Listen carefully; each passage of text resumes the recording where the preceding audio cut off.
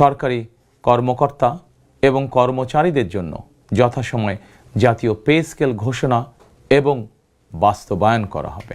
দীর্ঘদিনের অপেক্ষার পর সরকারি চাকরিজীবীদের জন্য নবম পে স্কেল নিয়ে বড় অগ্রগতি দেখা যাচ্ছে। বর্তমান সরকারের তথ্য অনুযায়ী 2026-27 অর্থবছরে জাতীয় বাজেটে নতুন পে স্কেল বাস্তবায়নের লক্ষ্যে বিশেষ বরাদ্দ রাখার নীতিগত সিদ্ধান্ত নেওয়া হয়েছে।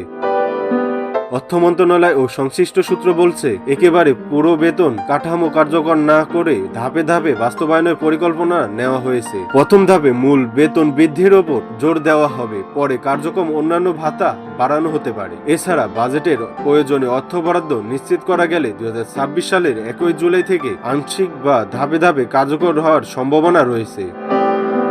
তবে এখনো চূড়ান্ত অনুমোদন হয়নি। সরকারের উচ্চ পর্যায়ে সিদ্ধান্তের ওপর নির্ভর করছে পুরো বিষয়টি। অর্থনৈতিক চাপ ও মুদ্রাস্ফীতি বিষয় বিবেচনা নিয়ে বাস্তবায়নের কৌশল নির্ধারণ করা হচ্ছে। সব মিলে বলা যায়, আসন্ন বাজেটে পে স্কেল অন্তর্ভুক্ত হওয়ার সম্ভাবনা অনেকটাই স্পষ্ট হলেও এটি ধাপে ধাপে কার্যকর হবে একেবারে নয়।